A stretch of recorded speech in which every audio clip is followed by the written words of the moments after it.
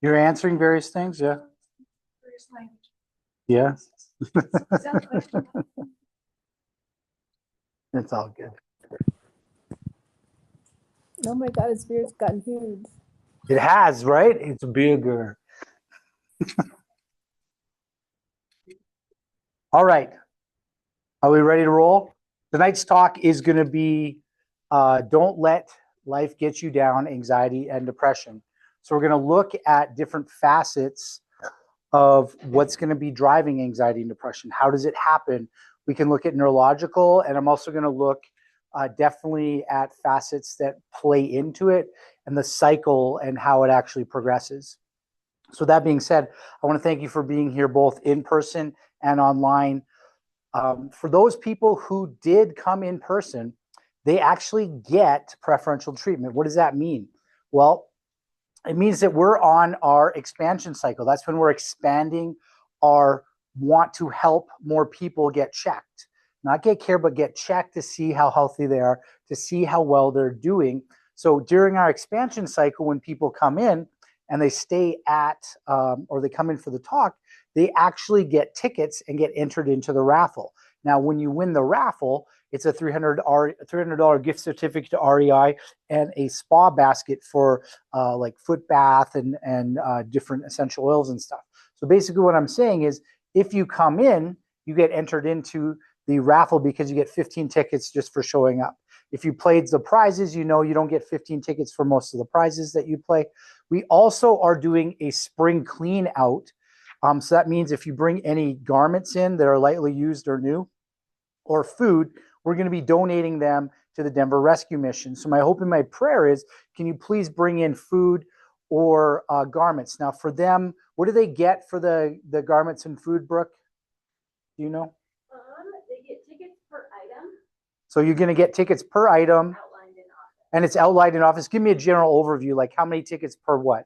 We've got 2 raffle tickets per clothing item. 2 per clothing item. If you bring in things like towels and blankets, we'll give you 3 per item. 3 for towels and blankets. And then for food items, 1 ticket per item. And then food, 1 ticket per item. So you can see it's an easy way to get that spring cleaning go and a way to give back to help those in need. So that being said, we're going to jump into the talk.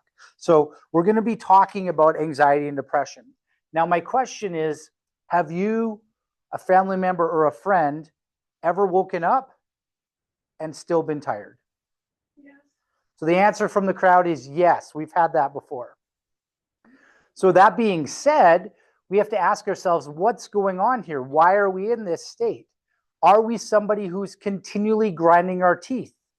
I had one person that I took care of, and this lady, she was a lawyer, and in 1 year, she broke 4 crowns. So you have to think about how bad and how stressed she was to actually break crowns because she's grinding her teeth. And you go, well, why is that happening? What happens is when you are stressed out, you want to stimulate the nerve that causes your body to calm down. And the nerve we test by seeing if you have a gag reflex. Do you have any guesses what nerve that is? Vagus nerve. The vagus nerve. That is correct. That is correct. So if we look at this, the Army understood this. So when they sent the guys to war, they actually gave them chewing gum. Because if you chew, it will stimulate the vagus nerve. Just like if you talk, it will stimulate it. So the chewing of the gum will actually calm you down. Well, that's what your body's doing to try to keep you asleep so you can heal. You're grinding your teeth to try to stimulate the vagus as well as the cerebellum to down-regulate the stress response.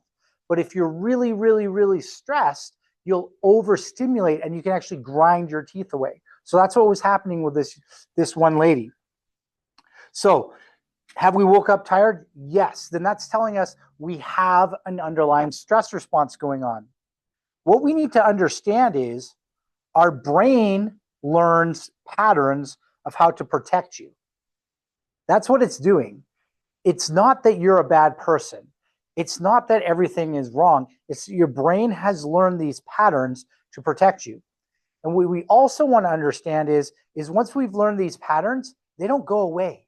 They don't just snap your fingers and they go away because you're not working anymore, or snap your fingers and you grew up in a hostile environment because you moved, it's gone. No, these are patterns of protection that you've learned, and there are triggers that will literally trigger you to go back into these protective mechanisms. So what are the things that we can say triggered? Well, example, my mother and father-in-law, they adopted a cute little dog. Her name is Bailey, and she is half boxer, half English bulldog. So what's funny is when she lays down, her legs can literally splay straight out, and that's just what English bulldogs do. I didn't know that, but we learned that from the vet, that's how English bulldogs are. And so when she runs around, she can literally swivel on a dime because her legs are so flexible. So it's really crazy. She'll come running straight and then be able to turn right around and come right back at you at almost or close to full speed because of how easy her pelvis swivels. Well, this cute little dog we got as a rescue, or they got as a rescue. And so everything's okay until grandma brings out the broom and then the dog runs away. So we can make inferences that the broom may have been used on the puppy when the puppy was young. Now, even though we've never struck the dog, even though we've never done anything to hurt the dog, if anything, we overfeed the dog, but we walk the dog every day, Bailey still has that neurological pattern that broom equals problem. Broom equals pain. Broom equals scared. Vacuum equals scared. Loud noises equals scared. And we see this. If we're cheering for a football game, she'll run away. If the broom's out, she'll run away. So we know she had been traumatized. What I'm showing you with the animal is the same thing that will happen with a human. So this is why if you've been traumatized, your brain is just trying to figure out patterns to recognize the stress never happening again. So what will you do? You will be aware of the full environment where you're traumatized. You'll be aware of the sound of the environment. You'll be aware of the smell of the environment, the feel, the colors, what everything is around you, you'll be aware of it.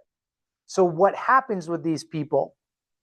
If they've been traumatized, and let's say there was a certain cologne that this person was wearing, whenever they smell that cologne, they will actually be set right into fight or flight because they've learned the pattern. This smell equals danger. Or, and I've seen this in the office, a color of a car can do it. We had a family that had been T-boned, and I think it was like a white Suburban that hit them. So every single time they saw a white Suburban for the first month after the accident, they would get sweaty hands and go into fight or flight and be scared. So this is not by accident. This is the brain using the data it was given to see patterns to protect you. So it can be smells like colognes. It can be things like cars. It can be even the music that was playing during the time of the trauma. So you can be in a car accident, and whenever you hear that music that was happening during that car accident, you will relive that trauma. You will relive that pattern. And this is what happens with PTSD, which is closely tied with anxiety, is that you'll be triggered, and the trigger is not negative. It's literally your body using the data that it was given, the smell, the taste, the touch, the feel, everything, to cause the issues. If it's really bad, you could be eating something, and that can be correlative to driving it. So what I'm showing you is all your senses are being used for you to be aware of what's going on. We'll also see things where people, if they've been traumatized through abuse or something, if they're touched in certain places, say their arm or their shoulder, it will induce or trigger that trauma. And understanding that these are all sensory inputs. And what you have to do is, if you want to change that input from being negative, you have to use it and re-correlate it to something else. Use it and make the body understand that it's okay. Use it and make it understand that it's not the end of the world. So when we look at these things, we want to understand when we're dealing with something like anxiety, it's the body being stuck in alarm. When we're dealing with depression, it's stuck in alarm, but it's on the opposite side of the brain from anxiety. So what we're going to look at is and understand that anxiety and depression, one form, and I'll just go over the easy form, the frontal lobe form. There are other forms, but I'll just go over that one. Depends on what brain dominance you are. So what we're going to look at is the frontal lobe. Now, I understand, and I've been told by many people, I can't read what you're writing on the board. You get preferential treatment if you're here. What I'm letting you know is if you show up, you get brownie points, you get rewarded, and if you stay at home and watch it, it's not as good of an experience. So I'm sorry, but that's just the way that things are going to be. So we're going to talk about the brain waves. We have beta, alpha,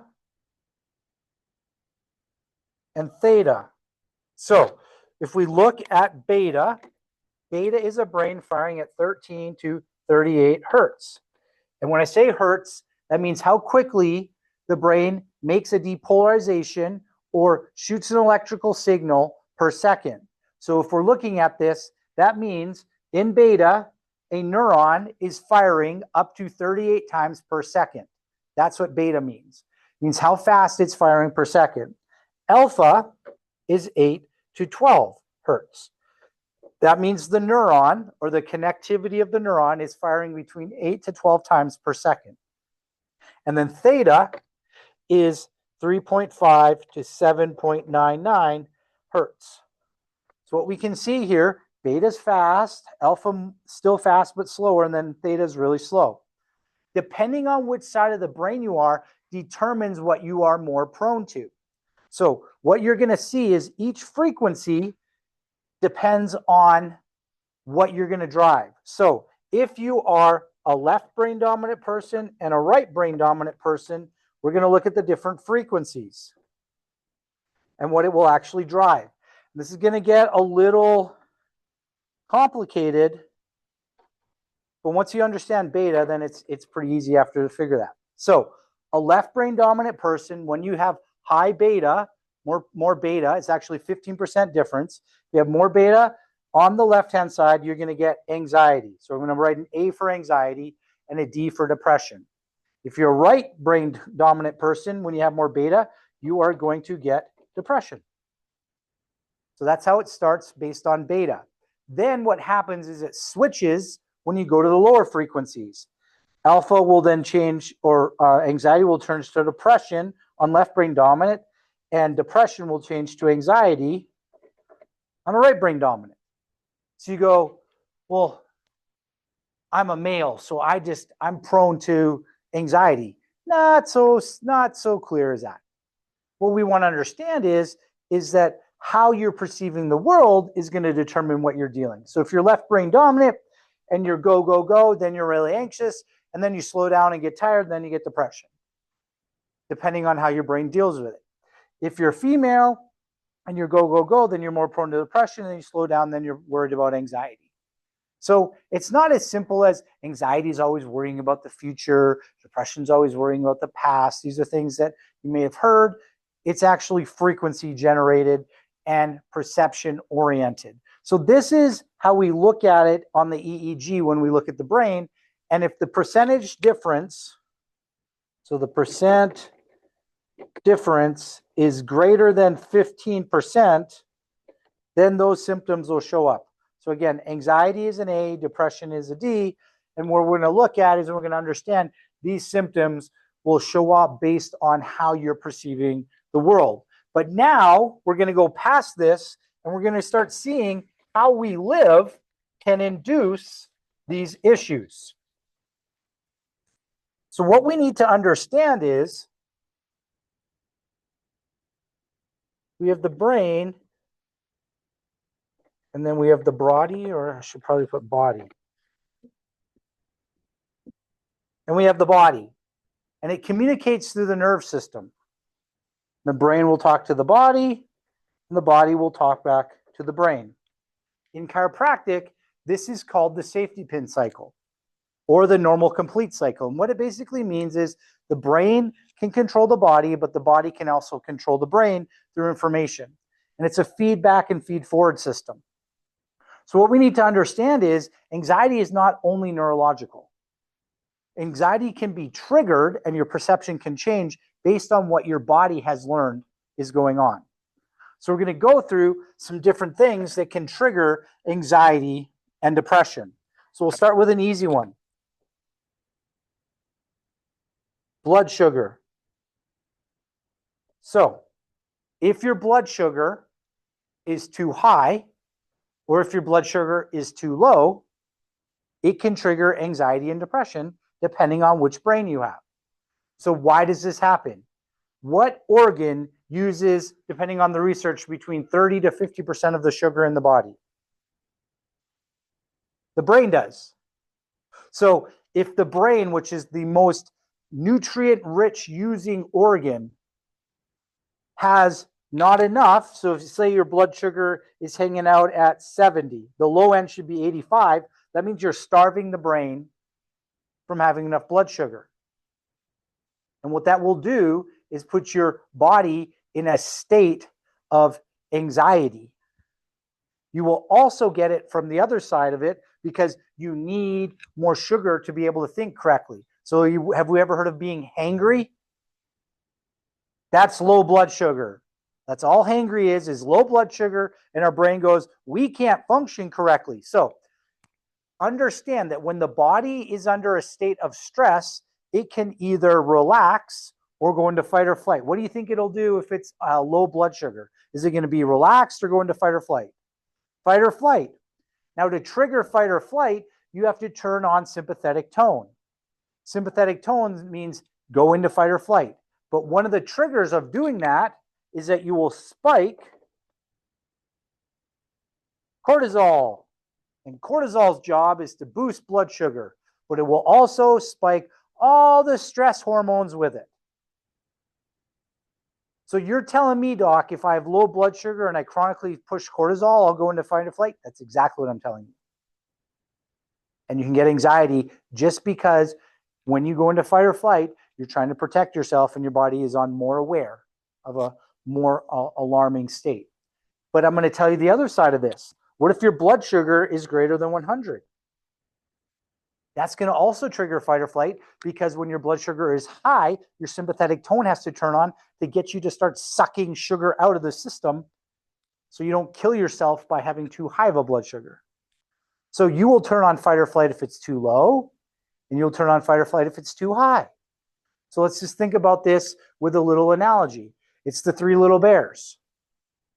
Too high is dada bear, too low is baby bear, and mama bear is just right. So that's where we need to be. Not too high, not too low. We need to be just right. What's just right? Blood sugar between 85 and 100. When we're in this state, we are not in a stressed out state. Our body is relaxed and we're able to heal. So what I'm telling you is if you don't eat, you can get anxiety. If you don't eat, you can get depression. If you're chronically stressed and keep boosting cortisol, yes, you can get anxiety and depression as well. That's just from blood sugar. What else can trigger our brain to change is, let's say, exposure to something that we're allergic to. So let's say I am allergic to carrots and I don't know it. And I like eating soup or I like eating carrots. That means me eating carrots will actually trigger my immune system to turn on, which only turns on with sympathetic tone. So your sympathetic nerve system turns on to boost your immune system. Because your immune system is mainly derived or controlled by the sympathetic tone. Easy way to understand this. What happens when you're sick? Are your hands warm or cold? They're cold. So we shiver, they're cold. And that's, yes, to heat up the temperature, but it's also because you're in fight or flight. So you're fighting off the bacteria, you're fighting off the virus. But what if the food that you're eating is something that you're going to attack? Then you're going to turn on sympathetics, which can induce anxiety just because you ate a carrot, or you ate some potato, or you drank some red wine, or you ate some gluten, or ate some dairy. It can literally induce anxiety, the food that you're eating, because it will boost your immune system to fight off what it perceives as a bacteria or virus. That means you can induce anxiety by the food you're eating. You're like, really? And I'm like, yeah, but you got to know if you're allergic to something. So what we do to see if you think this is a problem is we literally run antibody tests. So we take your blood, we run the tests, and we go, what are the antibodies in your blood? And the antibodies are the markers that the body uses on the immune system to see if it's foreign or not. If you have antibodies to gluten, then if you eat gluten, it can induce anxiety. If you have antibodies to corn, it can do that. You can have it. I have people who have antibodies to curcumin, which is literally the most awesome product I can use to put out inflammation, but their body thinks it's a toxin or a virus, so I can't give it to them, and their body will actually react to it, and it can cause anxiety and depression. So if you are somebody who's really exhausted your nerve system, you can literally get anxiety and depression because of the food you eat, and that's all backed by how your immune system will react. What else can trigger us to go into fight or flight? Well, what if we're exposed to chemical toxins? So you can get anxiety if your body's really allergic or inability to handle mold. I actually had a lady that came in like this. It was a 12-year-old girl who had chronic anxiety, and it's because her house was full of mold. The mold was triggering her immune system, which was putting her into fight or flight, and cortisol kept spiking. Now, is this common cause of anxiety? No, I'm just showing you ones that you may not have thought of. The ones we commonly see are you've been chronically emotionally stressed, the brain has become imbalanced, you might have some blood sugar, oxygen issues, or cortisol. We fix it and it goes away. That's like 99% of the people we see. But these are the hard ones that I'm talking about. So it's not as simple as give me a medication. So what happens if your anxiety is due to the fact that you keep eating carrots and potatoes and you're allergic to that? That means it's never going to go away even though you take a bunch of drugs. What if your anxiety is coming from, your depression is coming from the fact that you are in a bacterial-ridden house or a mold-infested house? It'll never go away. So you need to understand that it's not as simple as give me a drug and it'll go away. That will work if it's just a simple issue, but if it's an inflammation-driven issue, it can be the food we're eating, the environment we're in, the emotional stress we're under. That can literally drive the anxiety and depression. What else can drive it? Poor sleep. What can drive poor sleep? A wrecked microbiome because you're not producing much GABA and serotonin for your brain to work correctly. What else can cause poor sleep and cause anxiety and depression? Head injuries. If you ever have a head injury, you have neurodegeneration, inflammation happening, which ruins your gut so you don't have enough serotonin and dopamine, and then you get stressed out and you don't deal with stress as well, and then you don't have the neurotransmitters, so now you can't sleep, and if you don't sleep, it causes more inflammation in the brain, and you don't feel good, and it feeds back on itself, and it's just a cyclical pattern, and just help me feel relaxed. Maybe marijuana is the answer or something, and they'll try that, and they'll make your blood sugar go up and down, and then get more inflammation, and we just see these patterns happen, and I'm telling you because I see them all the time. So what we need to do is interrupt the stress pattern so the inflammation goes down, and is that being driven by the brain inflammation, gut inflammation, foods we're eating, or is it simple, just a brain thing? If it's a brain thing, you respond quickly. The other thing that can drive us to be in an anxiety and depressed state is a little different. What stimulates our brain throughout the day? Movement. The major stimulator for our brain is movement. So if you're sedentary, you can get anxiety because you're sedentary and you don't move. So we're not stimulating the brain. We're not moving. We get anxiety and depression because of that. And I'm saying anxiety and depression because they literally display on each side of the brain. If you are anxious, it means you usually have a lower dopamine level. If you are depressed, it usually means you have a lower serotonin level. But it's not that simple. That's the chemical viewpoint, but then there's a neurological, then there's an immune, then there's an inflammatory. Like, which one's drawing it, doc? I don't know. I'm telling you all the ones it could be. So then when you understand that, well, the drug didn't work for me, I guess I'm stuck. No, you could just be eating the wrong foods. You could just have an improper blood sugar issue. You could have a leaky gut. You could have, and that's the things that I'm trying to show you, is it's not as simple as do this and it's gone. It is if it's a simple case, but it could be compounded, and it could be all of them or one of them. So what are ways to help us deal with these things? There are routines that will help us get the right amount of serotonin in our brain. What stimulates serotonin production besides being in the gut is actually exposure to light. So if you can get your face in the light in the morning for 10 to 20 minutes, that will upregulate serotonin production in your brain. So that's why people, specifically in Colorado, when it's overcast for more than 2 to 3 days, are really angry, because their serotonin levels are low.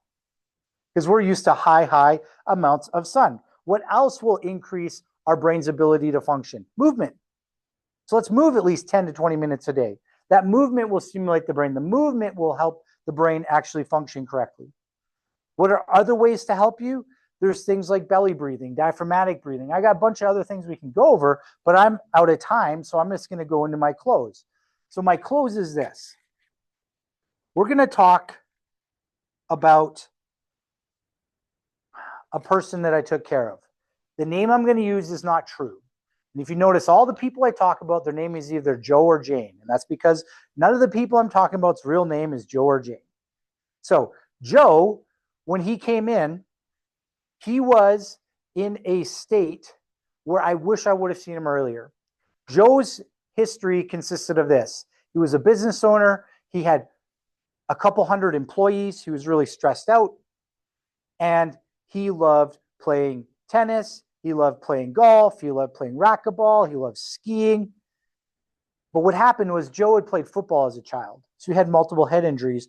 Nobody had told him, nobody had informed him that those head injuries will continually grow unless we do the right things to turn off the inflammation.